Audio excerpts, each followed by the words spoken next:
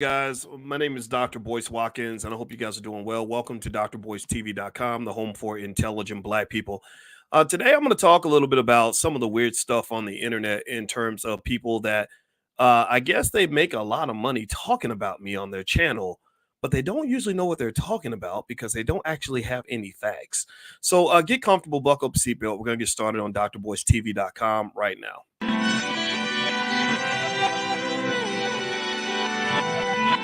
Here we are, clan the isms, cataclysm, great. Our people out here struggling, trying to make it in this state. Everybody out here doing it, but we the ones too late. Now family, we the ones who gotta delegate. Get that money in the power, never be fake. Stick to cosign for 3. What did he say? Create jobs, support our own. Educate the same and buy back your home. Got 3 degrees, triple 10. 3 PhDs, now we on the CNN. DBTV, let's talk about negligence. Ignorance is bliss, but we can turn it to intelligence. Believe none of what you hear, half of what you see. Let's break it down here on Dr. Boyce TV. Here we are. Hey, what's going on, guys? Welcome to drboycetv.com, the home for intelligent Black people. My name is Dr. Boyce Watkins, and today is a weekend, so I thought I would have a little bit of fun today. I want to say hello to everybody. I see Max Law, Edward Thomas III, Eddie Oliver, Blaze One. What's going on? He says, OMG, you can't be serious. Yeah, so I think you're talking about the topic for today. And the topic has to do with the weird obsession that some people have with me on YouTube. Apparently, there are people that I make a lot of money, and I'm very happy for them. I want them to make money making videos about me or videos about my wife. And some of you asked me about this stuff, and I don't usually address it. I honestly don't watch any of the videos. Kevin Samuels did a whole episode about me, and I still haven't watched it. I just heard about it. I think I saw literally about 10 seconds of it. I don't tend to take in that negative energy, but I thought that it would be fun to kind of get my quick perspective on it. Now I'm going to address this one time. I'm not going to keep doing all this because I know back and forth internet conversations that tends to generate a lot of views because people like beef. My goal is not really to go around beefing with people. I'm really here for you. I'm not really here for them or for the nonsense or for the drama. And it's not really drama. It's not animosity. It's just more so honesty. It's more so like just honest reflection. And I know that some of you, there's a guy named Oshay Dukes Jackson. I know Oshay Jackson, who is Ice Cube. I don't know why he calls himself Oshay Dukes Jackson. I don't know what his real name is, but he has a very popular channel. He has a lot of subscribers, and he makes a lot of videos about me. It's really hilarious to me because I didn't know that I was that interesting. I really didn't. I didn't know that I was that interesting or that popular. But apparently, there's a lot of brothers that have things to say, and I get it. I understand that. So sometimes I say stuff that's gonna rub people the wrong way and piss them off. I've always been like that ever since I started writing articles when I was 25 years old. I've always kind of provoked people, and it's okay. I think it's good, right? And so I thought I would address it. And by the way, if you have any questions, as long as they're respectful, decent questions or decent comments, I'll be more than happy to address them in a direct, authentic way. So let me tell you why I decided to do this video. It literally just popped into my brain. I was like, this will be fun to talk about. So Oshay does all these videos, right? And again, I admit I don't watch them all in their entirety. I really don't get to watch them. I just see the headlines, right? And he'll say, like the last one I saw was something like Boyce was crying because a woman said he was a simp, or I forgot. It was something like that. And there was this graphic of me with tears on my face. And I was like, what was I crying about? And who is this lady? And what was I mad? And I said, are people just making shit up? Like, is that what they do?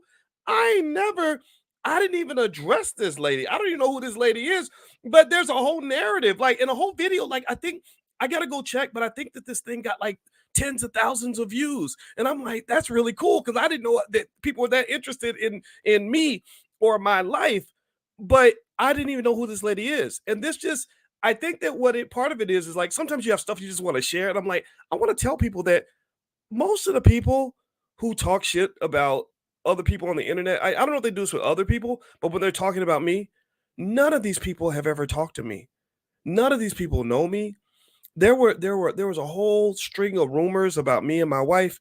None of these people have ever met me or my wife, right? And I was like, is this how the internet works? Like, people just kind of make things up And maybe that just comes with it. I think his site is like celebrity junk or something. So it's just take it for what it's worth, right? It's more like celebrity gossip. And again, I didn't know I was a celebrity, but okay, fine, I'll take that. Thank you.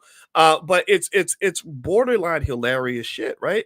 And so anyway, I think that the first thing I want to say is that I don't back down from a debate. Like, so if O'Shea ever saw this and he wants to just have me come on and ask me the hardest questions you can come up with, you can ask me anything you want about anything that's happened in my life in the last 15 years, and I will look you in the eye and I will talk about it. And I will say, yeah, that's what happened here. Yeah, we hired that guy. We had to fire him though. Yeah, I did get sued. Yeah, there's a, yeah, I'll talk about it, right?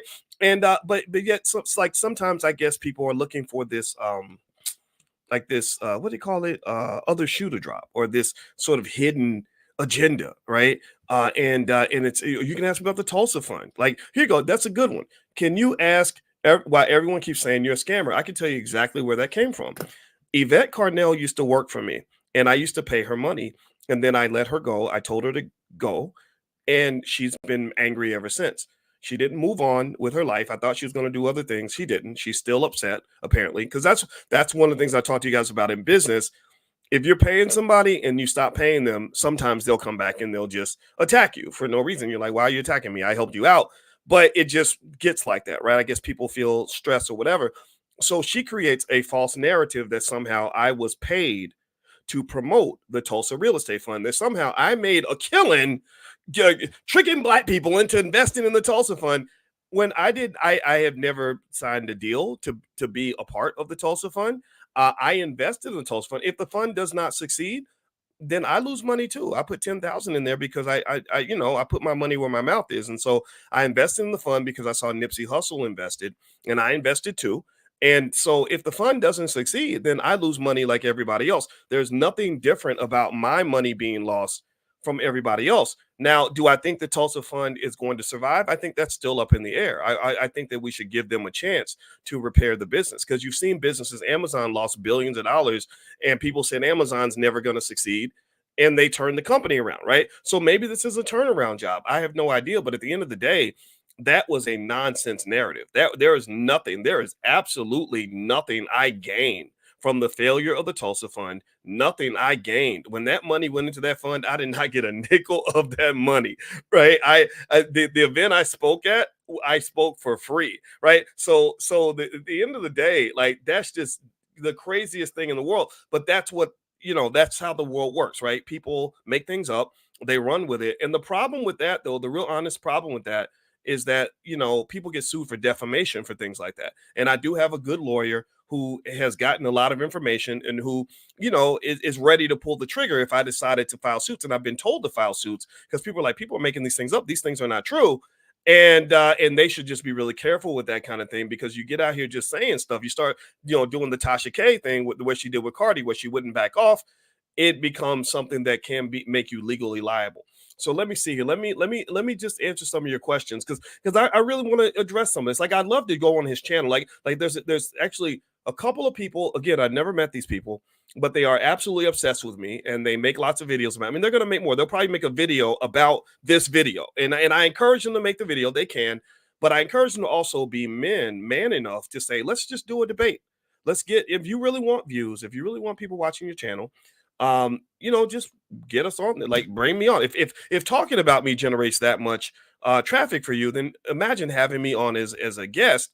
And I've said this, I haven't heard from any of them. My email is manager@boycewatkins.com, manager@boycewatkins.com. You can email my manager at boycewatkins.com.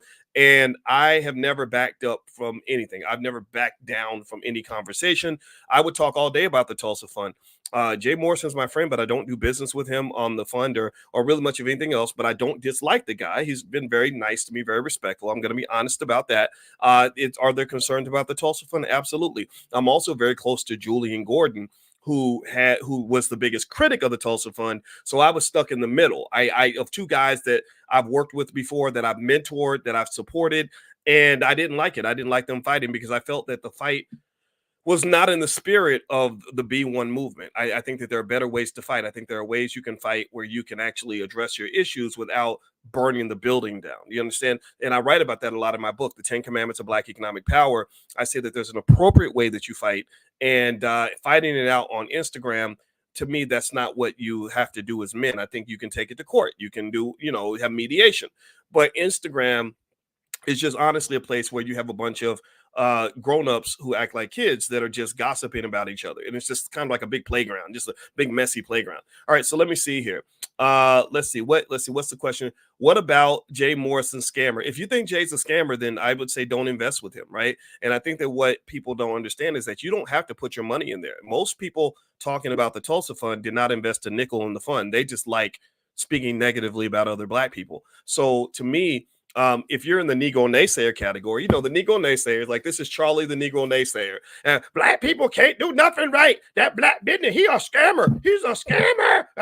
Right? Like the Negro naysayers are everywhere, and we know that they're always going to have a problem with anybody trying to do anything positive, anybody trying to build anything. If a business makes a mistake, they're going to call them scammers. Earn your leisure. They're out here doing their best. They're elevating consciousness economically for the community, but people, they call them scammers because they're jealous, right? It doesn't mean that they're perfect, though. It doesn't mean the guys that earn your leisure are perfect, but there's a jealousy there, right? And that's what I think is important to acknowledge also, that there are people that don't understand that you do better working together, like Charlie the Negro naysayer. You do know that we can work together. We can actually be friends. You don't have to murder another Black person for you to come up, for you to succeed. Like, I've never told anybody that I won't help them. I rarely, except for when I feel like your energy is bad. Like, so with Yvette Carnell, to be honest with you, I didn't like her energy, so I said I can't work with you anymore.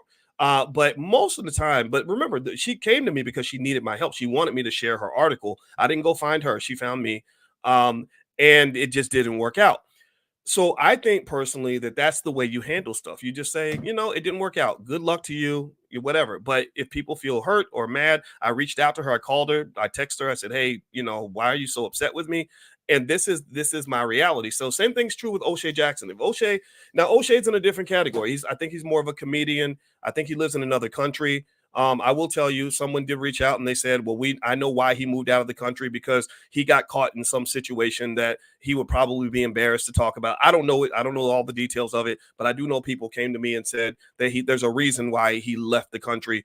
I don't know if that's true or not. I don't know all the details of that. I just know that's what someone said. All right. So let's see here. Someone says, nah, Oshay has told a lot of lies. Yeah, I mean, I know that when they talk about my wife and I, it's all got to be lies, because they don't know us. They've never met us. They never interviewed us. They never, so, the thing about it is, fortunately, she doesn't pay attention. She doesn't care.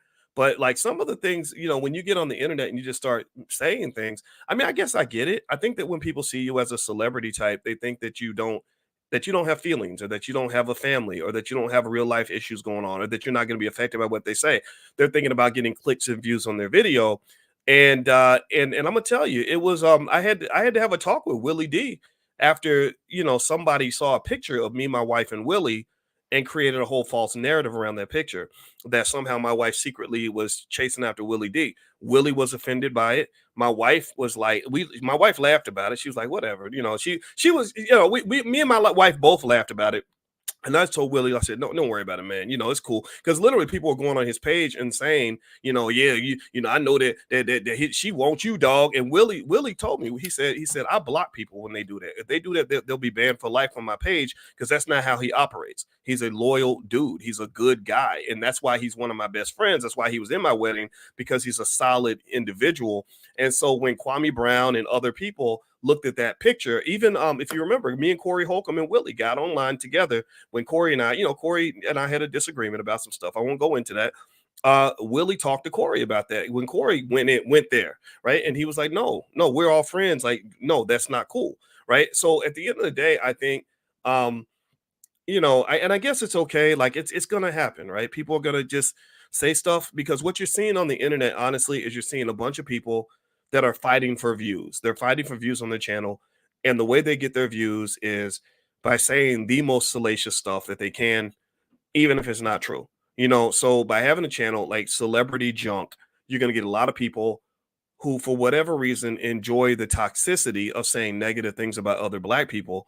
And I just wish the world was different. Like, I wish there was a way, like I've specifically said, I don't have anything against you. I don't even know you. Like, or this guy Anton Daniels or something. He looks a little bit like Rick Ross. And I've been like, this guy seems to hate me, but I don't even know this man. And if he knew me, he would understand. Like, I would really rather be your friend. I don't know what you have against me. I don't know if you think that fighting me is going to help you elevate, but how about if I helped you? How about if I support you? How about if I have your back? And that's the energy I try to approach other brothers with. But unfortunately, it's like a gossipy atmosphere, and I don't understand it. I don't think it's beneficial to anybody. And I would say anybody who has, for example, anybody, they've made 10,000 videos about the Tulsa Fund. Okay, we get it. You hate the fund. You think it's bad. You're mad about it. Fine, but build something better. Do you understand what I'm saying? Like what? Show me what you're doing. Show me your fund. Show me your building that you bought, on behalf of the Black community. Show me something you're doing that's better. And okay, and we'll look at that direction, right? So like just like when I talked to Julian Gordon and Jay Morrison when Julian was going against Jay over the Tulsa Fund, I said, but I supported you too. And you had something that is a little easier for people to rally around right now. I support, just like I supported Jay. So we y'all both tried. You had different levels of impact and success. Both of you have your good and the bad, right? And I want to see all of you win. You understand? Like that's what I really think, that the crabs in the barrel thing that says that Black people must attack other Black people to get a share of the crumbs. I don't know who came up with that. I don't like it. It feels very Willie Lynch to me. And so again, if since I was started off talking about Oshay Dukes Jackson, I will make it 100% clear. He's got a nice platform. He's got a lot of people on there. If he ever wanted me to come in and literally, like, I like literally come up with the craziest questions you can ask, as long as you're serious, as long as we're having a serious conversation. Now, I get it. You're a little bit of a comedian. I can't be a comedian. I can never be funnier than a comedian, right? I don't want to be a clown. I want to be a king. But if you want to sit there and be kings, if you want us to talk as men about all of this, or Kwame Brown, same thing. Kwame Brown, the basketball player who I never met, never talked to, did 8-9 videos about me.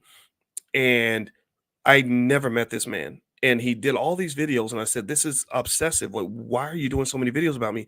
And I said, does anybody know him? Like, let me talk to him directly. Right. And we went to the same conference and I said, bring him in the room. He's 7 feet tall. He shouldn't be scared of me. I'm only 5'8". I'll look him right in the eye and say, hey, brother, you okay? Like, what is the issue you have with me? What did I do to hurt you? Right? What did I do that hurt you so bad that you had to do 12 straight videos about me when we could have been building something amazing together? We could have been doing something great. What did I do? Because whatever I did, I'm going to address that right now. And I'll even apologize if I have to. But the chatty patty stuff on the internet, like, I'm going to just keep. You've never seen me do that. You've never seen me have an issue with another dude on YouTube and do like 10 straight videos. I would feel mentally unstable if I was doing something like that. My wife would be like, Boyce, chill out. And the other thing too is I think that our community is better when we spend time building things than it is when we spend time fighting with each other and going back and forth. That's just my 2 cents. So anyway, let me go back here. Okay, let me see. Somebody says he wants a bro hug. Yeah, I would have gave him a hug. Like, I went to a conference. I kid you not. And I'm going to tell you the truth. I know I'm not perfect, right? I know. Here's what I do, honestly. Sometimes I say shit that'll piss people off. Like, I get mad about the way men behave in our community. I think that we're the laughing stock of the fucking world. I'm going to be honest with you. I think that we look like a bunch of bitches sometimes, and they don't respect us. They don't take us seriously. And I say that, and it angers me, right? I think that we're partially responsible for the breakdown of our families. The women participate as well, but also as a man, I feel like there's an accountability piece that we're missing as people. And what that does is that ends up pissing some people off. So I've made enemies because of that. I have Roland Martin is still mad at me because of a conversation we had back in 2011. I kid you not. 12 years later, Roland is still pissed off at me. And to me, that is the most weird shit I've ever seen in my life. I'm like, we can't move past that. Like, it was 12 years ago. And that idea of holding on to anger that long, it comes off as definitely feminine, but also like weirdly narcissistic.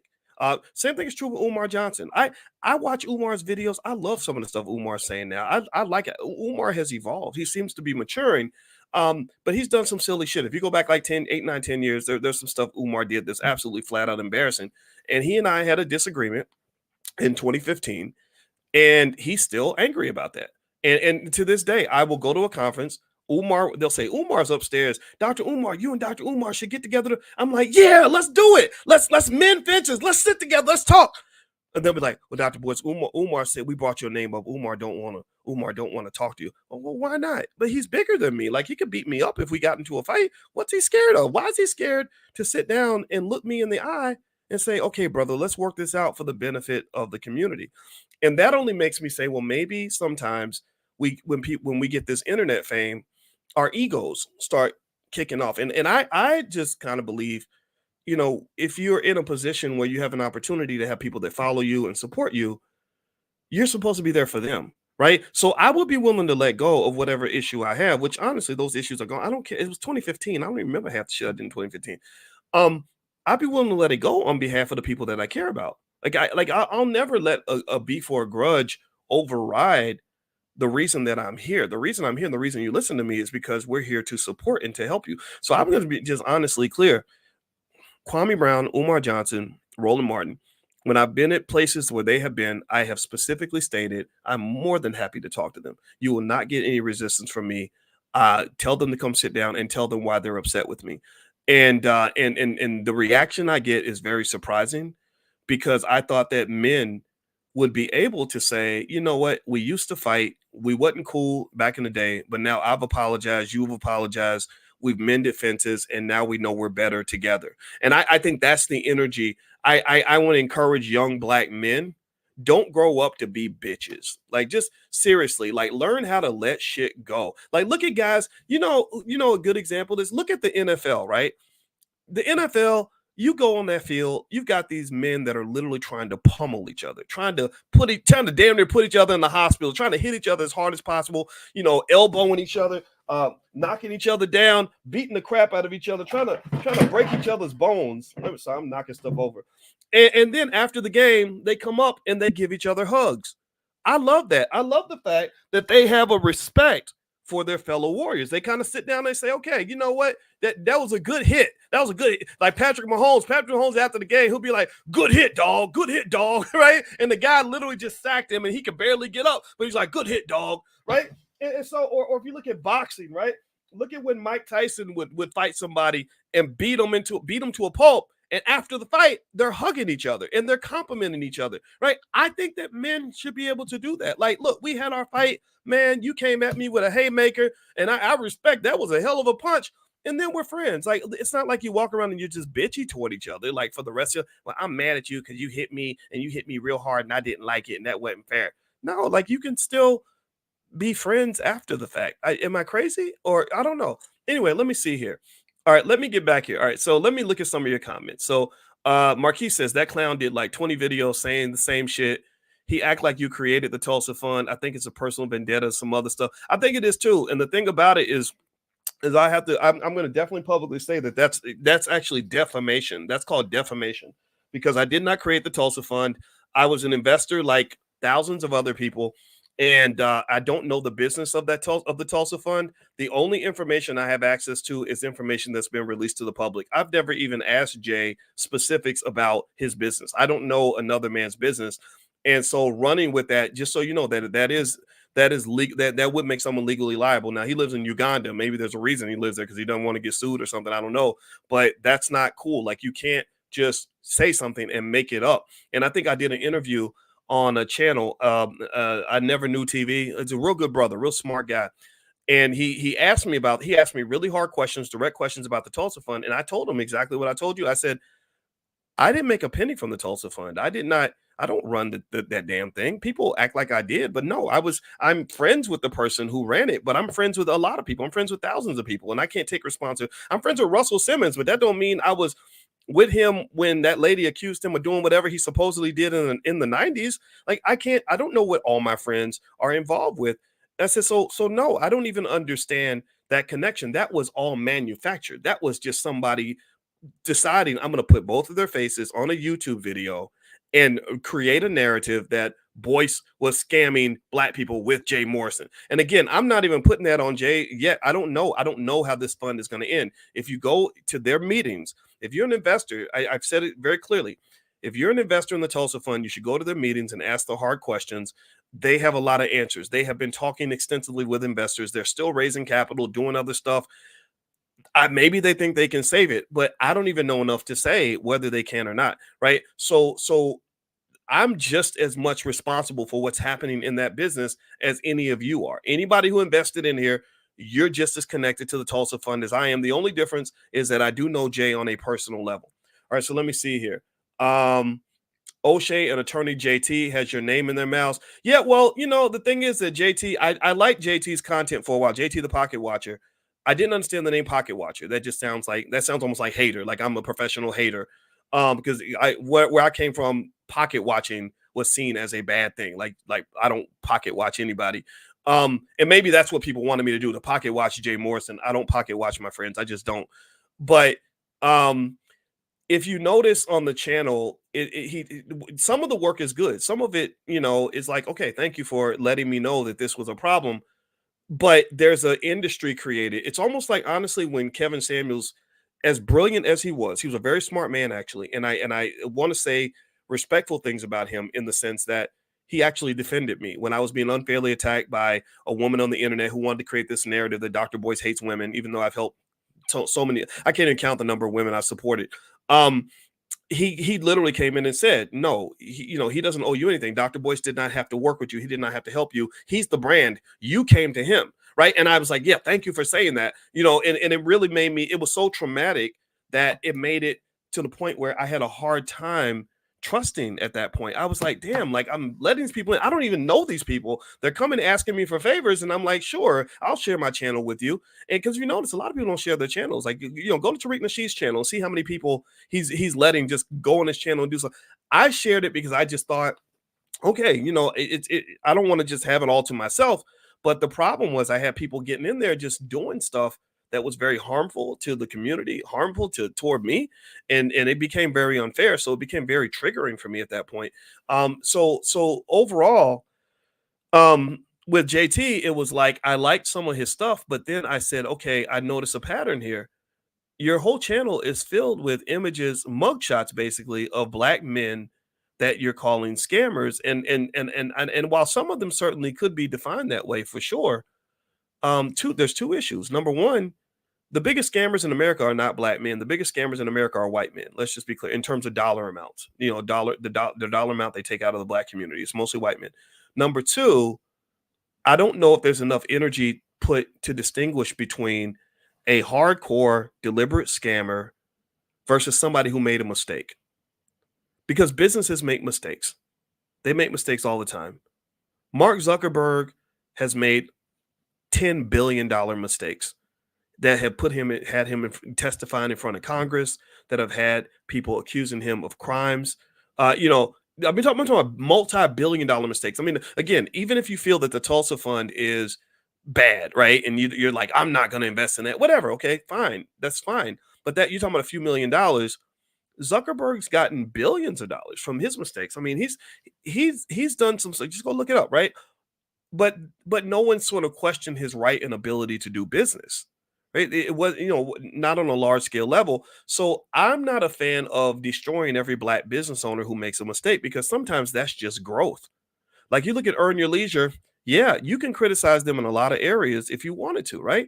They're connected to Diddy, for God's sake. I mean, we know Diddy's name is kind of mud right now. That guy, Cesar Pena, was connected to DJ Envy, who was a direct connect to Earn Your Leisure. Absolutely. Robert Smith was an FBI informant, the billionaire, right? All these things might be true. But as you state these things that are true, I think the bigger question is, number one, how are you kind of addressing this, if at all? And number two, how does that weigh against the good that you do in the world? I personally believe when I look at Earn Your Leisure, they are far from perfect, like every other business, but I believe that the good outweighs the bad. Do you understand what I'm saying? I believe that what they've done in terms of good is far exceeds the bad thing, the mistakes that they've made, right? Because they're doing, when you do stuff on a big level, shit's gonna get broke. When you do big things, you're gonna make big mistakes. When you create big solutions, you're gonna have big problems. That's the reality. That's the reality of getting in the ring. That's what happens. And the thing is that when you get in the ring and you start that business, like a lot of y'all are, and you go and you do that thing that's different from everybody else, and you try to take things to another level that other people don't understand, you're always gonna have these people that sit to the side with their popcorn, ain't done nothing, ain't built nothing, ain't created nothing, ain't developing nothing, who will sit there and want to nitpick every little thing you do and use every nitpick as a validation for why you shouldn't even be in business in the first place. And I don't think that's necessarily fair. And so that's the challenge I would give to JT, the pocket watcher. I'll answer any of his questions. Same thing with him. My email's manager@boycewatkins.com. Email my manager and we can set it up. I'll go in there and talk to him. If he asks me a bunch of detailed questions about the Tulsa Fund, I'll be like, I don't know, man. That ain't my business. Ask me about the Black Business School. Ask me about what I do. Ask me about things I'm directly connected with, and I'll talk it all out with you. Because I know for a fact that I ain't perfect. I fucked up. All of us do. But also, I know that I've done some big things on a good level. And I believe that the good outweighs the bad. I believe that if you compare my good to my bad, our business probably exceeds companies, respected companies like Facebook, Amazon, IBM, etc., in the sense that they have probably done less good for the Black community than we have. Right? I'll say it. So for example, if you look at Amazon, Jeff Bezos has been accused of horrible things, horrible violations of workers' rights, stealing from the companies that are marketing on Amazon, literally destroying their businesses with alternative products. Right? He's been accused of some pretty crazy stuff, but he's still one of the richest men on the planet. And that's the type of white privilege that I would like for Black business owners to get, that you can make a mistake and fix it and kind of still come back from it, as opposed to having people that are like, I'm going to do 85 videos in a row because I need money on my YouTube channel. I need to make money. So I'm going to do it. And every time I do a video complaining, lots of people come into the peanut gallery and complain with me. And that's how I make my money. I just think that that's like, it's a profitable business model, but it's a problematic business model. And I would encourage those guys, those men, to be men. Number one, develop something better. Number two, address the issue and move to something else. And then number three, stand up to that white man. If you're going to talk about Black people all day long, if you're going to talk about Black business owners all day and create more distrust in Black businesses than there already is, then why aren't you doing that with white companies too? The reason you don't do it with white companies is because white people don't give a fuck about what you say. White people are not listening to you. White people are going to keep on doing business. They're going to keep on getting, they will literally have you do the worst hit video you can imagine, and they'll go get a $5 billion loan the next day because the banks ain't giving a damn about what you think. And I think that's why we tend to attack each other as opposed to going after the bigger fish and the bigger enemy in terms of who's taking the most resources out of the Black community. There is no way I can convince anybody that destroying a business that makes $500,000 a year is as impactful on the Black community as going after a business that made $10 billion last year. Those are two different categories. And I think that that's worthy of consideration. Now, let me see here. Let's see. Next, let me look at some of your questions. Dr. Boyce, it's inspiring that all the names you just mentioned are all strong and valuable voices in the Black community. You are correct. Just imagine what you could do together. Yeah. I mean, all these people, I'm telling you, any of these people, as long as your heart's in the right place and you're not just a complete asshole, I'll partner with anybody. Really, to me, it's like, look, I'll bring what I got to the party. You bring what you got, and we can do something great together. Like, I would love that. Um, Byron says Yvette needs to man up. I'm not going to address that. I have nothing to say. I did work with Yvette for many years. So what I would say to Yvette is every time you say something crazy about me or negative about me, just remember you're talking about yourself. You sat next to me for many years. You took money from me for many years. So if there was something terrible I was doing to people during that time, you were a part of it, right? Because you sat there and you knew me very well. And I gave her lots of money. She never gave me anything. And I could have easily, I was already Dr. Boyce Watkins. I had already established my brand before I even met her. That's why she reached out to me and sent that first note saying, "Hey, Dr. Watkins, can you share my article?" And I did. Not because I needed her to agree with me politically, but because I just said, "Okay, sure, why not?" I done that with thousands of other people, and so I'm not here to make this into some sort of back and forth or battle, because it's not going to be that. It's just not. I don't have the energy. They go, and I already know they locked and loaded. They line it up, ready to do the next video. And it's fine. I'm okay with them doing that, and I'm okay with them making their money. But I also would only ask them to consider, um, you know, if there's any way that you can still make your money and us do something good and positive and powerful together, right? Like, is there a way that we could talk about each other in a way that isn't causing people, the people that believe in us, to lose faith in the Black community? I don't, give me a yes or no. I personally think that when people are observing prominent Black figures fighting each other, I think it looks like ego tripping. It looks like selfishness, a type of narcissism. I think it looks very immature. So if you ever want to know, like, people were asking me, they were like, "Well, if they were saying all these things that weren't true about you and the Tulsa Fund, why didn't you say this sooner?" That's what the brother at I Never Knew TV said, and I agree. He said, "Why didn't you say this sooner?" I said, because my people, intelligent Black people, listen to me, and they don't want to hear me serving my own ego by sitting around talking about what somebody said about me. It ain't about me. It's about the cause. It's about the mission. I am an imperfect vessel that is here to pursue um, a perfect idea of Black people succeeding at the highest levels. That's all I'm trying to do. I'm not the only vessel, and I'm clearly an imperfect vessel, but me looking good is not the goal. The goal is for you to look good. The goal is for the community to look good. The goal is to fix all the bullshit that's going on in our community. That's the goal. So I said, I can't do that. I can't sit and go back and forth with people, because I think that the people that know me, that have followed me for many years, that have watched one of the 22,000 YouTube videos I've done. I'm an OG in this game. I've been doing YouTube videos since 2010. Um, these individuals, they need something from me, and I can't give them that if I'm spending all this time talking about what somebody said about me. I don't want to do chatty patty back and forth, but I am willing, to come on their channels and debate them if they have, or not even debate, just talk about it. Like, okay, you think I did something bad? Well, let's talk about it. Like, I don't have things to hide on that.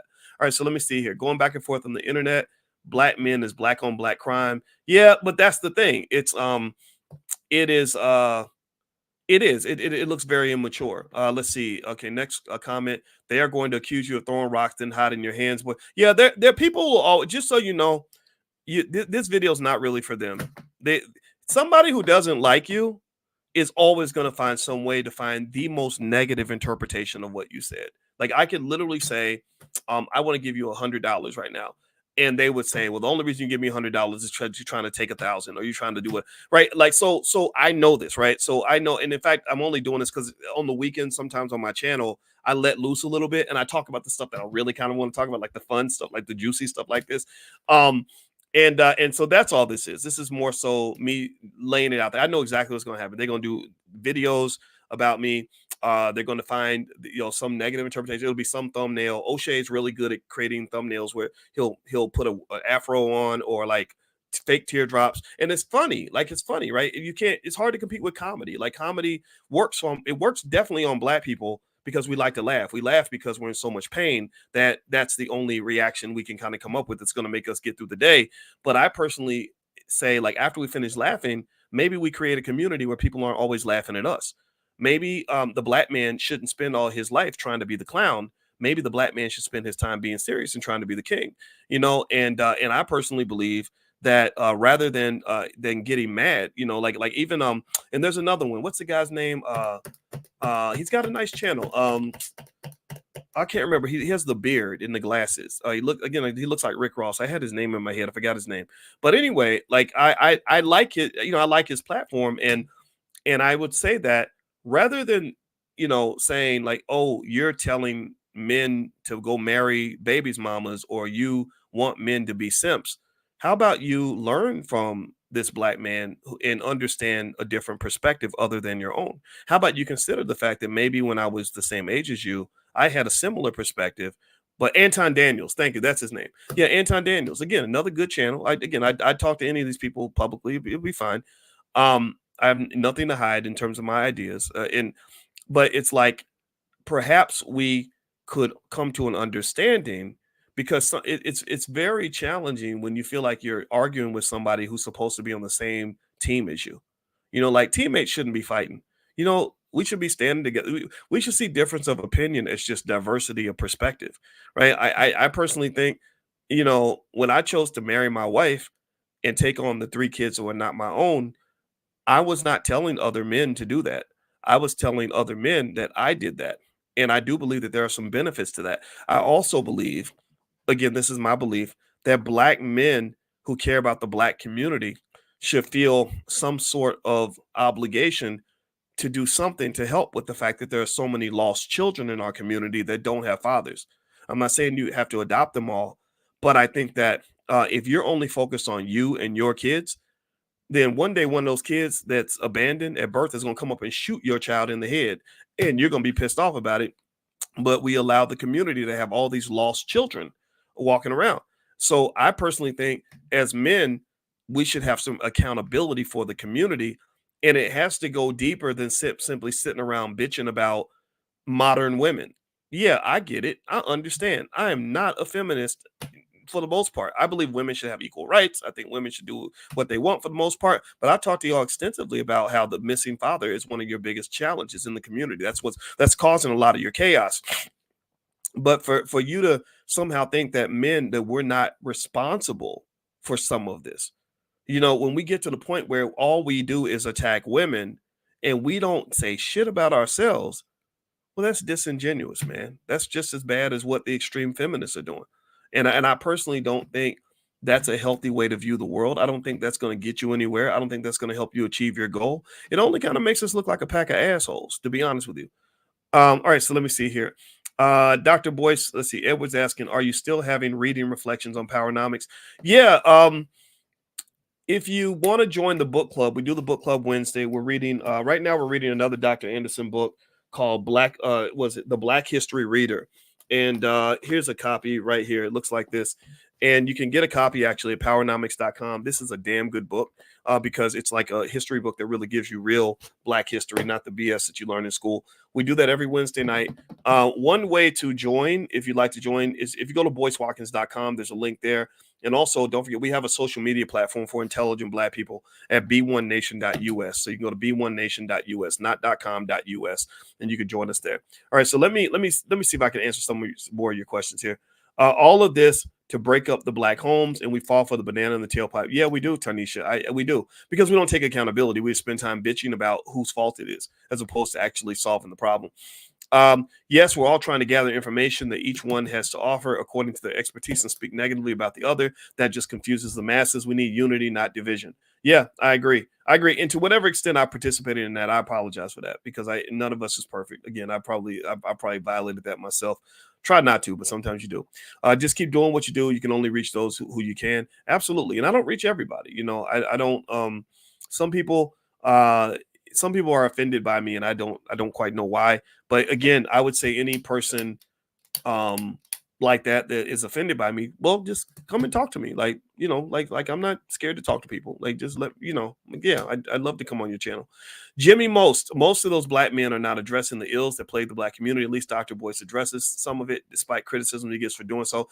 Yeah, Norman, what helps me ignore criticism, honestly, or not let it distract me, is when I tell you I don't watch any of the YouTube videos people do about me. I just don't. I see them, and I see the image, and I see the title, and I see how many views it got. And that's what got me kind of tripping, because I was like, wow, I cannot believe. I didn't know. Honestly, I still don't know.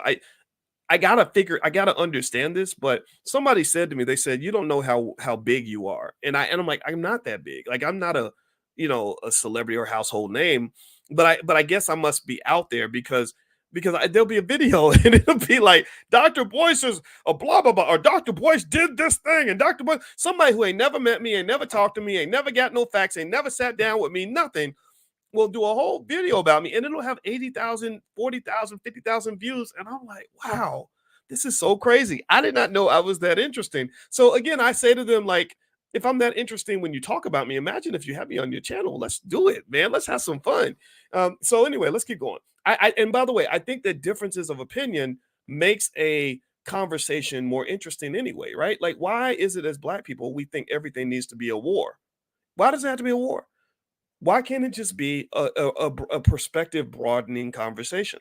Like, if you this was what I was hoping to achieve when I was many years ago working with Yvette Carnell, who has views that are very different from mine. But I was like, yeah, I want to hear your perspective because it's different from mine. If you thought just like me, then that wouldn't be fun, because I'd only get a reinforcement of the ideas that I already have, which might be flawed ideas or ideas that have not considered the whole perspective. So really, my thought is like, okay, let's talk about it. Tell me, about your ideas. Tell me more about Marxism or whatever, so I can at least consider where it might be true. But this is where the line in the sand gets drawn sometimes, to be honest with you. Remember, I come from academia. I'm a professor. So one thing in academia, one rule in academia, and I think this is a good rule, I would encourage you to consider this, is that you're supposed to have people that disagree with each other. You're supposed to have somebody that disagrees and challenges your views. The rule is you just do it respectfully, and you do it in a way that allows you to broaden your point of view. The world is losing. Our world is losing right now, and our country is losing because we get people that get in these vacuum chambers.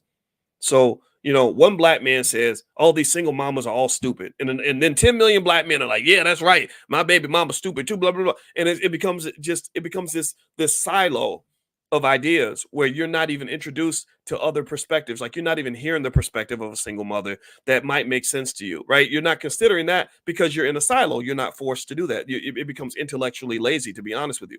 Or you'll have somebody say, Black men ain't shit. Black men are the reason for blah, blah, blah, blah. And then 10 million people will be like, yeah, that's right. No, no, no, because they're all reflecting on their own experience, right? So every woman in that YouTube video is thinking about her baby daddy or her father or whatever, and she's agreeing and co-signing on this, as opposed to having healthier conversations, which should be conversations where you're hearing all the perspectives and you humble yourself enough to say, you disagree with me. I want to hear your point of view. I'm still going to be who I am. I still believe what I believe, but I want to hear your perspective too, because there are probably some blind spots in the argument that I'm making.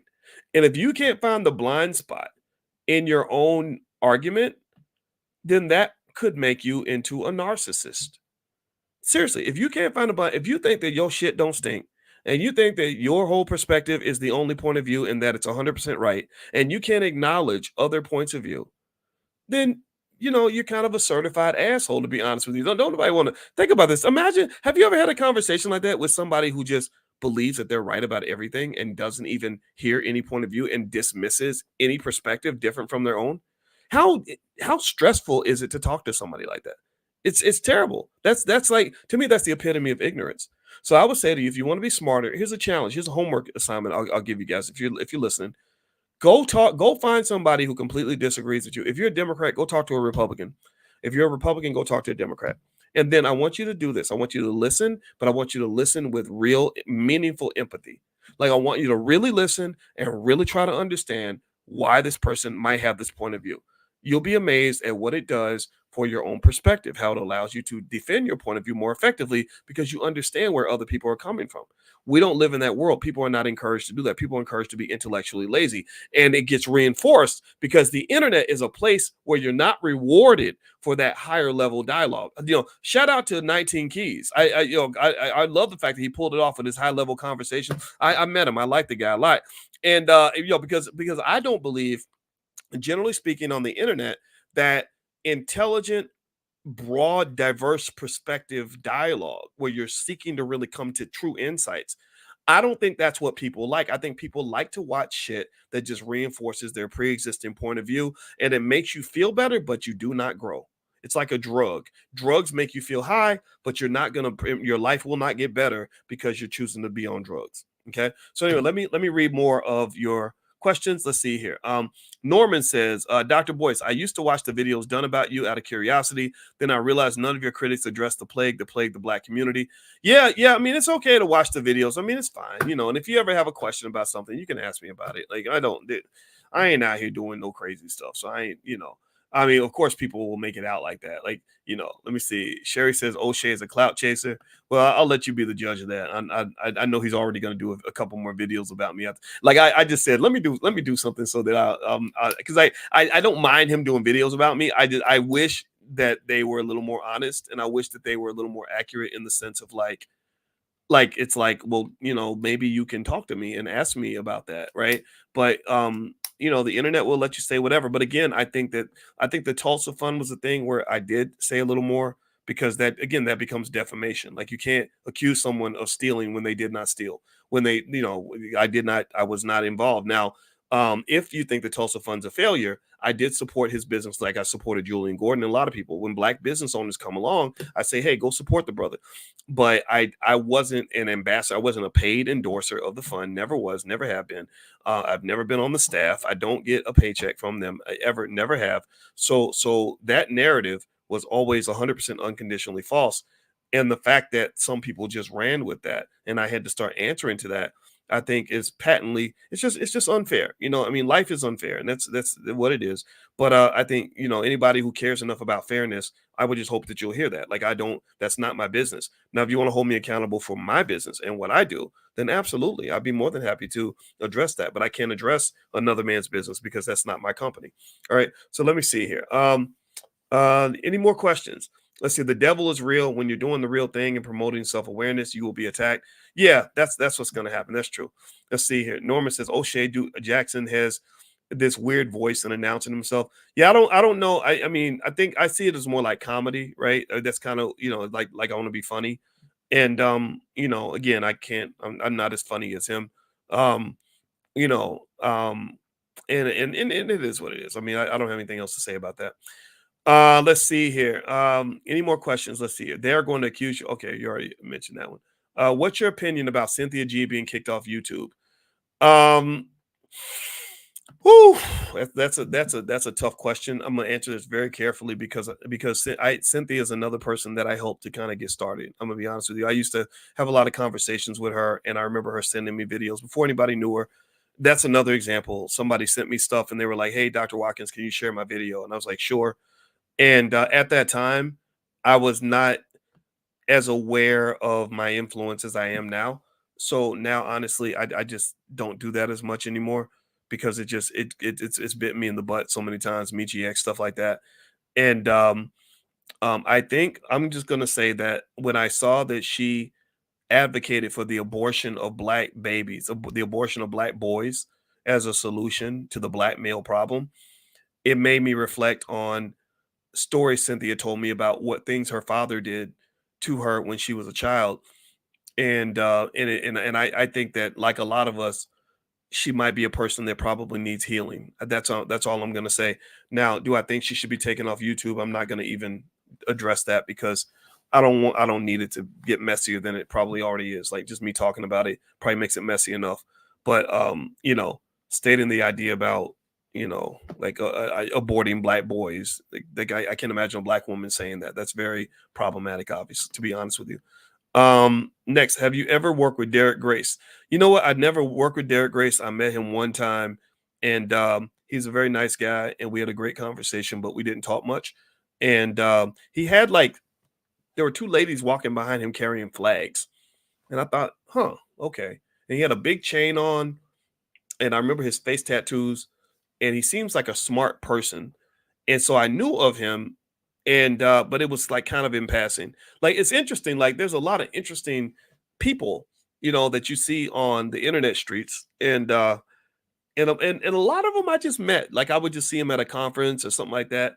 Uh and sometimes I get to talk to him for a while, sometimes not so much. But like what's his name? 19 Keys. Like, I just saw him at a thing down in Georgia, and we talked. And sometimes you get along with people, sometimes you say, okay, I gotta go. But yeah, that's it. All right. So let's see here. This is Oshay Jackson, your boy, LOL. Oh, you're talking about his voice. I was like, oh, is O'Shea here? That would be cool.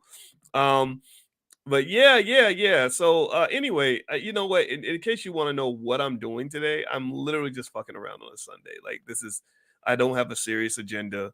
Um, I just thought that it would be fun to kind of openly address things. So if you have any more questions that you want to throw in here, please do that, and then I'm gonna bounce out in a minute.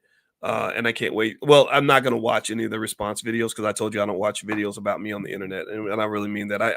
I just it's just not something, because anything that you think is going to trigger you and piss you off, you really shouldn't consume it, right? I think, like, now, if they wanted to have a conversation privately or even publicly, I would do that. I would pay very close attention. But if somebody's just talking and they've never met you and they don't know anything about your family, or they're talking about you and your wife and they never met your wife, it's not factual anyway, right? It's speculation. So you're saying that for other people, and what's the point in even responding to that, right? When you got more important work to do. So yeah, that's my 2 cents. All right, so let's see. Someone says he really doesn't like you. Yeah, that's another weird thing about being like pseudo famous. I'm not super famous, because if I was more famous, I'd have more people that pay attention to me. But I do have over 1 million subscribers on different YouTube channels, so somebody's listening. And it's very strange to have people form an opinion about you when they've never met you. Like, I really believe that if most of these guys sat with me in a room and were just talking to me, they would probably walk out feeling comfortable with me, because I'm not a person who is there to be mean to people for no reason.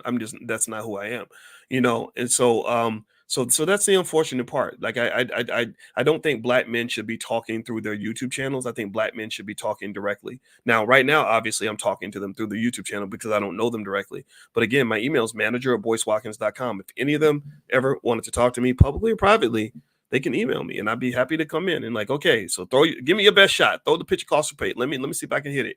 And who knows? Maybe I'll end up looking stupid. I can't say. When's the last time we played Call of Duty? I haven't played Call of Duty in a while because they fucked up the game. The game was, I don't know if any other Call of Duty players are in here, but the game was great.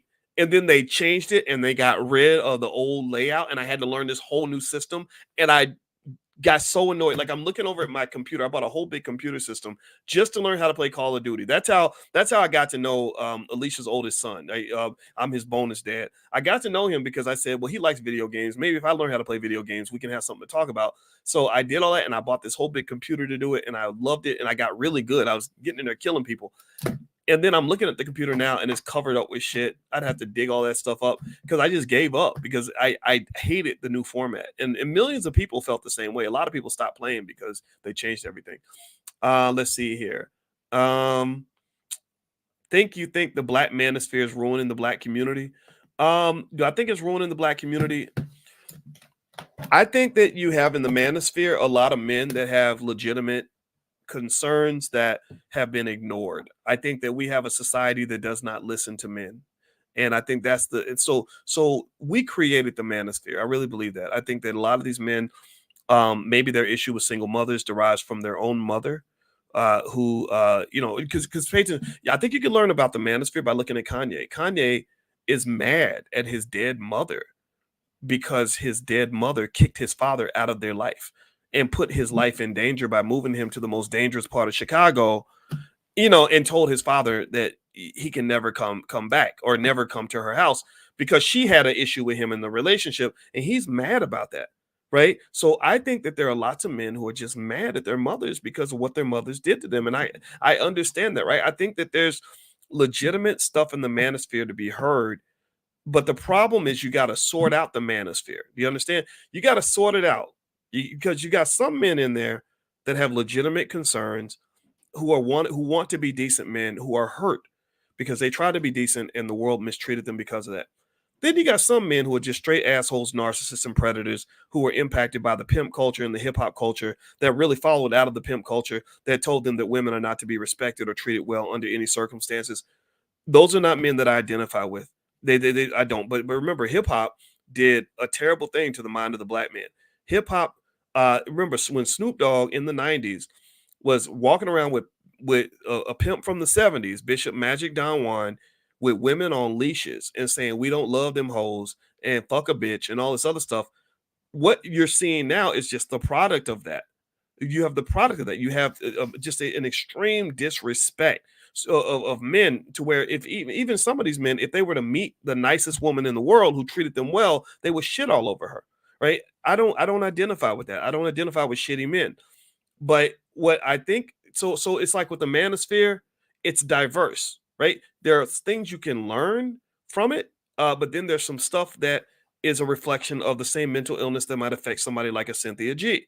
It is pain. It is undiagnosed. I told you the number one problem in the Black community is undiagnosed, untreated trauma. Undiagnosed, untreated trauma. You have traumatized people who are pissed off every day, and the only way they know how to deal with it is to give what is called a trauma response. Trauma responses, from what I understand, are basically when you're just lashing out at the world because you're pissed off at your mama, you're pissed off at your daddy, you're pissed off at your ex-girl, your baby mama, or your baby daddy. And so the only way you know to get back is to go to war. So people that are out here going to war, the part of the manosphere that wants to go to war with women is the part of the manosphere that's not going to build the Black family, because the Black family must be built. Let me know if you understand what I'm saying. The Black family must be built on a cradle of love. You have to be, you need love. Love is an essential ingredient for building a family. War does not produce love. War produces hate. So if you're producing hate, if all you have is hate, all you have is complaints, all you have is criticism, all you have is attacks, well, then nobody's ever going to love you. And all that's going to happen is you're going to be in one experience after another that simply reinforces your pre-existing condition. And I think that this is the kind of debate and kind of conversation that I say a big chunk of the internet isn't interested in having. Because why have the patience and the discipline to engage in a higher level discussion that requires humility and growth when you could just simply cuss out a motherfucker who pissed you off? Let me see. Okay, let's keep going. Let's see here. Jerome says, Boyce, what would you say are the positives of dating a single mother? I think it's about what are the positives of dating a good woman, period. Like I just don't. Let me tell you my view on single mothers and single motherhood. Okay, number one, any single mother who thinks that they can raise boys into men is wrong, right? You have a lot of screwed up men because they were raised by their mother who thought she did a good job, and instead you created what I call a bearded baby, like a man who looks grown on the outside, but he's really a little kid, and he's not reliable, not responsible, don't take care of his kids, don't show up for his woman, can't defend or protect nothing, can't amount to shit, right? So you have problems with the single mother culture. It's been heavily reinforced in our community. We're like, white people are here with single parenthood. We're like up here, and we love it. We think it's beautiful. We think it's a wonderful thing, and it's an absolute shit show. The whole South Side of Chicago, gang culture, all that comes out of that type of environment. Now, here's the thing, though. Not every single mother got that way by herself. No single mother got that way alone, right? There was also a single father who made that baby. And I don't think you could talk about the plight of the single mother without talking about the role of the single father. And all those situations are different. Some of those fathers just ran off and didn't want to do their job. Some of those fathers wanted to do their job and were not allowed to do their job. Some of those fathers were in a situation with a woman who also was not had not dealt with enough of her own shit, and he hadn't dealt with his shit enough where they could be adequate parents. You understand? Like if you're carrying a bunch of baggage and your partner's carrying a bunch of baggage, then you're gonna both get together and work together to fuck up those kids. Like it takes a village to fuck up Black children. It takes a village to screw them up, and that's what we do. We work together. All of us with our undiagnosed trauma, the fact that we have all these issues from childhood, we never dealt with it, we never sat down and talked to a therapist, none of that stuff. So we bring all that and dump that onto our kids. So our kids come into the world in the middle of shit, and it becomes messy. Now, to answer the question specifically, what would you say is the positives of dating a single mother? I think it depends on the person. It depends on the stage you are in life. When I got married, I was in my 40s. I didn't want to have newborn babies. I just didn't. Also, in my 40s, I had plenty of money. So having kids was not an added expense for me. Also in my 40s, it makes you reflect on the fact that you're middle-aged. So you got to start thinking about the rest of your life and how that's going to go and the things that actually matter. When I was younger, money was tight. My career was everything. I probably would have chosen to have my own kids, most likely, right? Even though I did date a single mom when I was in my 20s, but But it was tough because things were more expensive and I didn't have a lot of money, things like that. Now I have plenty of money. I love mentoring kids, and I don't consider children to be a nuisance, right? Some people see kids and they're like, "Oh, this little kid is getting in my this little bastard's getting in the way. I can't smoke my weed and have my liquor and have my and have sex all the time, right?" Well, I don't think that way. I think kids are fun. Like I like kids, right? And I think that there are other men who feel the same way. I think there are other men who love, who don't necessarily need to the satisfaction of knowing like, well, I made you, I created you, right? No, I was raised by a man who did not plant the seed to create me. And so but he loved me as if I was his own. So that's the culture I come from. We're all influenced by the culture we come from. So I actually found in some cases, not all, that a mother can be a better person in a relationship in some cases because she's learned how to take care of somebody other than herself. Some of these little young hot things that walk around here with no kids, but she got a master's degree and $100,000 a year job. Some of those women are very selfish. Some of those women they're not trained to nurture. One thing, a good mom is tough. Like, she's a problem solver. Like not all of them. I'm not talking about Suki Hana, right? You wouldn't see me dating Suki Hana, but some of the single moms can be great assets to your life, and great nurturers. And my wife had her kids. She knows how to cook really well, and the kids are great. They're well behaved. I think it also matters how messy the situation is. Like, if you're talking about a woman with 3 kids and 3 other daddies, you got to negotiate, and all those daddies are crazy. That's a very different situation from walking into, say, a scenario where you have a mother with 3 children with one man, and the man is a good man, right? That was the situation I walked into. I can pick up the phone right now and call their dad, and and make plans on how we're going to make sure these kids get what they need. And as a result, the children benefit. Like, I think family, that's the big thing that we get wrong about family and marriage and all that, is we don't. I wish we would accept the idea that it's really for the kids. Like maintaining structure and stability is for the children.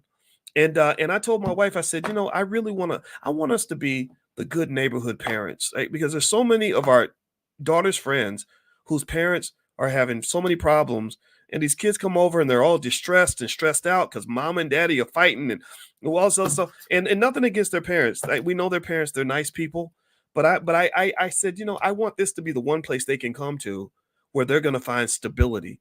Because I grew up with stability. I grew up with the privilege of coming home every day and knowing that my parents were both going to be there, that no matter what was going on, I'd never had to come home and see my daddy's shit in the front yard, or find out that mama done ran off for a carton of milk and ain't never coming back. We never had that, right? I believe naively that all Black children deserve that. Like, I would like for every child to have that, and so part of the reason I never minded the idea of being with a woman that had kids is because, first of all, if it's my life, like, why would the internet care about what I do with my life? That's the first thing. But then number two is, I believe all Black children deserve protection. I just do. When I see Diddy and Cassie, first thing, I talked about that all morning. If you go back and listen to the podcast I did about Diddy and Cassie, I talked about how Diddy and Cassie, first thing I thought about was, like, where was her dad? Like a good father would see right through this. Diddy couldn't date my daughters because I'm their bonus dad, and they have another dad and an uncle who would see right through his bullshit. You can't come up in here with your 37-year-old flashy ass when he was 37. You can come up in here with wearing some shiny green suit, talking fast, thinking you're gonna get access to our girls. No, you're not. No, we gonna talk to you. We gonna let you know if we find out anything is going on inappropriate with this relationship, you're gonna have some problems, buddy. And I think that old school parenthood, that's what your grandparents did. That's what your ancestors did. That's what they do, in the healthy parts of Africa. We don't know these things. We leave our girls so unprotected, and we leave our children unprotected, and then chaos happens and we don't learn from it. We don't take the time to reflect on how to make things better. All right. So anyway, let me get back to some of your questions. I'm sorry.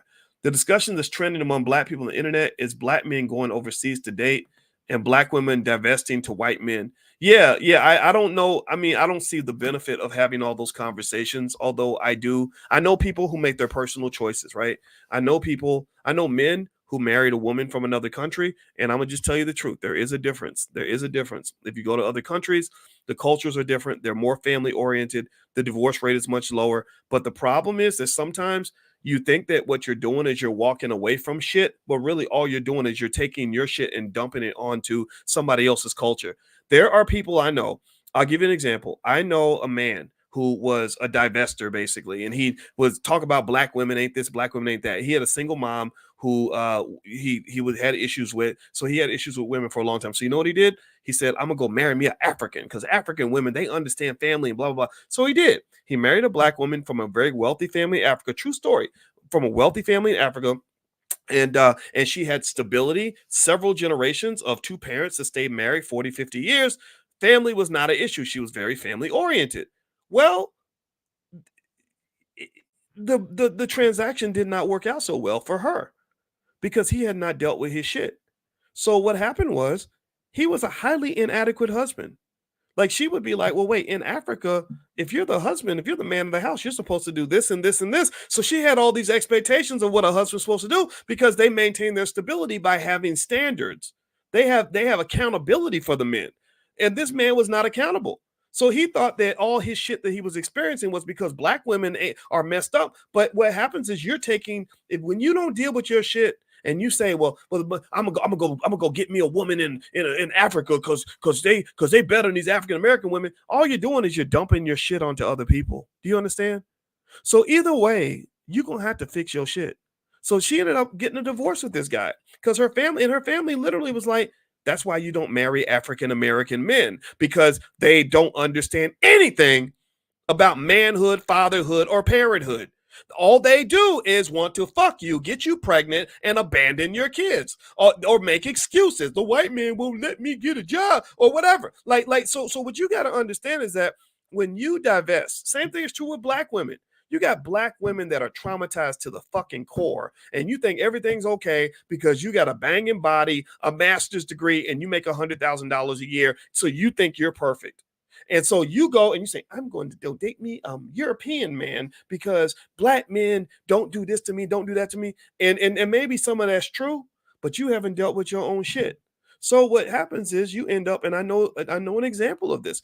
You're taking your little traumatized self and you're abusing the hell out of some man from another culture who's used to dealing with women who have a whole different disposition from the one you're bringing to the table. And he tolerates your shit because he's easy to beat up on because he's not going to raise up on you the way a black man would, because with black men and black women, you get people that are just used to fighting each other.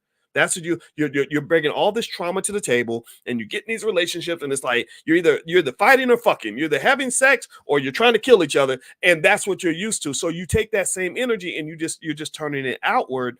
And maybe the reason why a divestment might be good for someone like you, at least from your perspective, is because now you got somebody who could be your punching bag. You know, as an irresponsible black man, you go find you a woman from another country who's used to dealing with men that she can actually trust, and you just traumatize the hell out of her. And then what her family says is see, that's what happened, that you shouldn't be marrying no African American man. So this is what happens when you don't deal with your shit. If you never deal with your shit, you think you the shit, but you really gonna be muddled in shit. You're gonna be in shit, knee deep in shit for the rest of your life until you deal with your shit. So you can go date you a white boy or get you an Asian woman or whatever it is you want to do, but you're still carrying you everywhere you go. You know, and that's the part that our people don't understand. Anybody who sits around and can only talk all day about how bad women are is a man who typically has not done a lot of self-reflection. Any woman who sits around and says, I had to marry a British bloke because black men ain't this and black men ain't that, you probably haven't dealt with your shit. You haven't dealt with your daddy issues. You're mad because when you were 4, your daddy left. And because your daddy left, you've been picking, and then you grew up looking up to rappers and gangsters and thugs. So you got pregnant by a thug when you were 22. He treated you like thugs do, because thugs will thug out on their woman. And next thing you know, you and Lil Paquan are trying to do it all by yourself because Paquan's daddy's only doing God knows what. And now you're thinking that you need to go marry a British bloke because black men are not any good, when really you got issues too. And I think that to me that's a real kicker in terms of what I think you want to pay attention to. I think if I was single and I was picking a partner, One thing I would look at is I would try to understand their degree of self-reflection. Are you I know you can see my shit. I know you can see everybody else's shit. It's easy to see everybody else's shit. But can you see your shit? Most people can't see their own shit. I hope that makes sense to you. All right, let me see here. A couple more questions, then we can bounce out of here. Let's see. Somebody says African women and men are not necessarily living by the traditions set by their predecessors. They want to be like us, dysfunctional. Yeah, that's 100% true. Let's see. Next comment. We need to keep it real because single is a societal status. Women who raise young men need to establish a village of influential men around their sons if fatherhood isn't actively present. Absolutely. Absolutely. You need those men to be involved with the raising of your sons. Those relationships, most of them fail anyway. They go in expecting the foreign partners to do all the work. That's true. Yeah, yeah. So I'm not here to tell people that they can't be a passport brother or whatever. I think that if you want to get a passport, everybody should have a passport anyway. Like, why wouldn't you get a passport? And go travel the world. Go do what you want to do. There's nothing wrong with that. Um, just deal with your shit. Just be a better person though, because I do believe that if you are a good man and a smart man and you know how to protect yourself, you can find you a good woman. There's a lot of good, and I think that really what it comes down to too. My personal preference of why I wanted to be with an African American woman is because I feel that the African American woman has just been through so much, and I share a legacy with her. Both of us all, went through slavery together. We went through racism together. We went through hell together.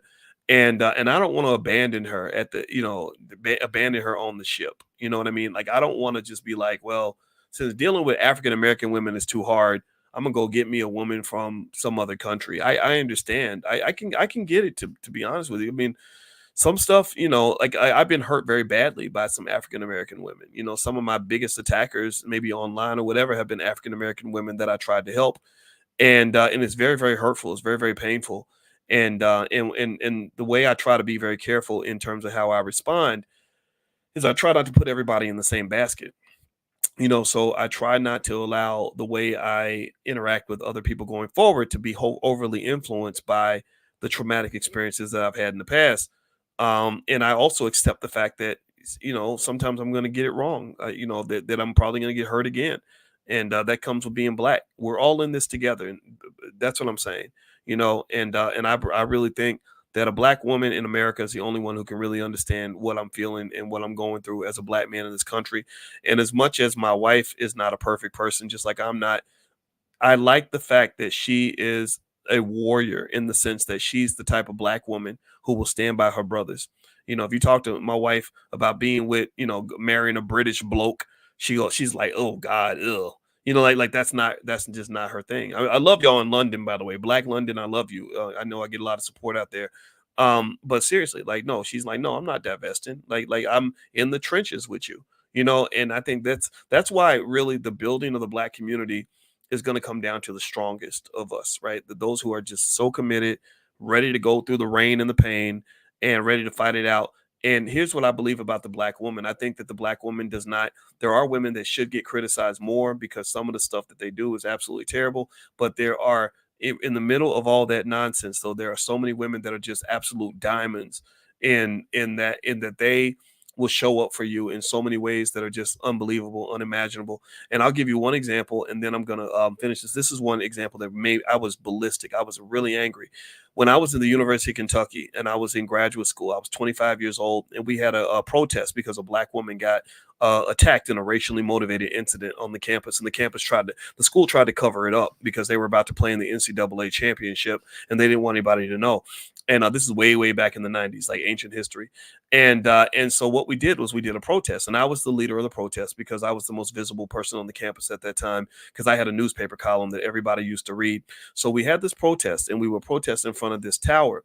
And at the beginning, everybody we would meet at lunch every day for an hour, and that's where the protest would happen. In the beginning, everybody showed up because everybody was behind it or whatever. But just like any other protest, eventually over time, people get bored and they start doing other stuff or whatever. I mean, so it was hype at the beginning because everybody was talking about it. BET came and had the cameras, so everybody ran out to be on TV. But then when over about 2 or 3 weeks later, the energy started to die out. Like people stopped coming to the protests, right? So there was one day in particular where it was raining like storm and rain, and we were next to this really tall tower called the Patterson Office Tower. It was like 80 stories high or something, and the wind would blow really hard around that tower. So you had the few soldiers who were just there every day. Not because they were trying to be flashy, not because they were trying to get attention, not because because it was the hot thing to do. They were there every day because they truly believed in the cause. These were the ride or dies. These are the people that are going to build the Black community. This is where I first gained my affinity for what I consider to be intelligent Black people, people that are really committed to the community. So, and most of these people in this group were women. Most of them were women. And on this particular day, and I was out there every day also because I was the leader and I wanted to set a good example. So we're out there. And on this day, this was the lowest attendance that we ever had for the rally. On that day, because it was raining and pouring, and your umbrella would just get caught up in the wind, and it was windy. Only about 4 of us were out there, and or maybe 5. And the people that were out there, it was me with 4 Black women. Every single one of those men was all cozy and warm somewhere. Every man who had been a part of the protest had disappeared. Every man, like I remember we had a Black student union meeting, and I went off on those fucking weak ass punk ass bitches. I said, "What the fuck is wrong with you? How in the hell are you going to have the women out here messing up their perms, tearing their hair up? You know what that kind of rain will do to your hair. Y'all Black women, y'all know what I'm talking about. Tell me you know what I'm talking about. Like they're tearing their perm up to be out in this weather, and you won't even show your punk ass up. You won't even stand next to her. You should be standing in her place. You should tell her to go inside and stay warm and quiet. We're supposed to be the front line of defense, and none of y'all niggas showed up. That's what I said. I was livid. And I was young. I was just then beginning to form and understand how sometimes as men, we do not show up for our women. And I was furious. I was so mad. I said, you should be embarrassed. The women were out there, standing out there because your punk ass ain't got enough discipline to finish the goddamn job. We got to kill that. We have to stop that stuff. That's embarrassing, man. So if you want to know why I have a commitment to Black women, why I will defend them, not every Black woman. Some of y'all women are crazy. Some women are terrible people. I'm sorry. But we talk about the core and the essence in terms of the women that are really moving the community forward, the ones that are raising the kids when the daddy ain't there, the ones that are showing up and supporting businesses, the ones that are educating the kids in the schools. Like, I love y'all. Like I would take all kinds of bullets for those women, because, and that's why I said, when I told y'all 10 years ago, I said, I don't know if I'm gonna get married, but if I get married, you can bet your ass it's gonna be a Black woman. I told y'all that. Because I preordained that there wasn't going to be no like, oh, well, I happened to just fall in love with Becky. No. I was going to marry me a Black woman. Because to me, the greatest sign of respect I could show and the greatest investment I can make in any other human being is to invest my life in that person. So I said, I don't know who it's going to be. I don't even know if I'm going to get married. No one's going to make me do it. But if I do it, it's going to be a Black woman. Because you stood there for me. Y'all been riding with us since slavery, before slavery. Y'all saved us when the master was trying to come kill us. Like, and so when I see men that just will put all Black women in a bucket and do it in a way that is devoid of any form of respect or consideration for how they're going to feel or whatever, or working overtime to destroy their self-esteem, I get furious. It ain't right. I think you can express your perspective without being disrespectful. And what I see is a lot of disrespect. So you might as well call yourself a Klansman. You sound like the white man right now. That's what you sound like. It's absolutely terrible. So that's where I stand on that. And that's where I've had some fight. Who knows? Maybe that's why the Anton Daniels guys and Oshay, maybe that's why they don't like me. I don't know. Whatever. I'll take that. To me, that's a badge of honor. Because at the end of the day, man, I ain't got nothing against you, but just talk about Black women like you got some goddamn respect. So that's it. All you gotta do. I mean, even if you just respect your mama, like, these women represent your mama. Ain't no other community out here forming an entire fucking industry around attacking their women. I can't think of a single Italian channel anywhere where they do is have a bunch of YouTubers that get together and talk about how terrible Italian women are. I don't see anywhere in the Jewish community where there's an entire movement of Jewish men talking about how horrible Jewish women are. I don't see that with the Asian community. No, they pick the woman they want, they ignore the women they don't want, but you don't see them systematically attacking and telling everybody why Asian women are so terrible and undesirable, unlovable, unmarriable. Asian women with children are garbage. Like, you don't see that anywhere. That's some little boy shit. I'm going to just tell you. And if you want to know why nobody respects the black man, that's part of the reason why. They look at us, they're like, man, y'all don't even respect your own women because you can't even protect them. Y'all women run around here trying to build up muscles, carrying guns, having to fight their own battles because y'all so busy attacking your own women that you're not even defending them. We can take your women. That's what my friend he did 30 years. I had a friend, a rapper, he did 30 years in prison. And he said that's what the white security guards used to say. He said, well, y'all all locked up in prison. He said, we fucking your women because we're more of a man to your women than you are. That's what he used to say to them. That's what the prison guards used to say to him. And I just think any real man should be highly offended by this. So I just say real men stand up, do what's right, represent your community. That's all I got to say. I'm done. I'm going to go. So, so that's my 2 cents for today. And I'm sure they're going to make some response videos. I won't be responding to any of that because I want to get back to business. But if you want to know what I think, then this is what I think. This is me just laying it all out here. I'm going to go eat with my wife. My wife is probably cook some food. So I hope y'all have a good night.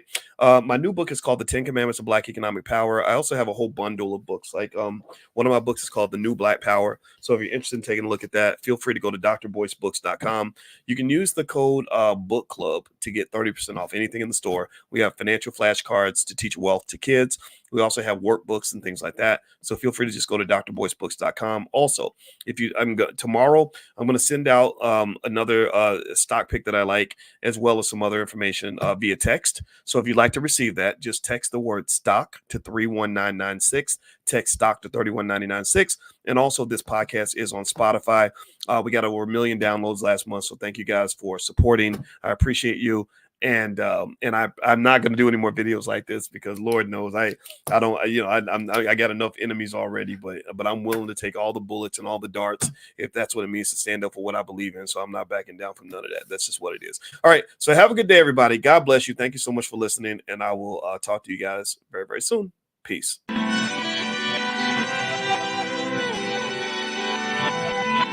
Here we are, clanting the isms, cataclysm great. Our people out here struggling, trying to make it in this state. Everybody out here doing it, but we the ones who late. Now family, we the ones who gotta delegate. Get that money in the power, never be fake. Stick to cosign for 3. What did he say? Create jobs, support our own. Educate the same and buy back your home. Got 3 degrees, triple 10. 3 PhDs, now we on the CNN. DBTV, let's talk about negligence. Ignorance is bliss, but we can turn it to intelligence. Believe none of what you hear, half of what you see. Let's break it down here on Dr. Boyce TV. Here we are.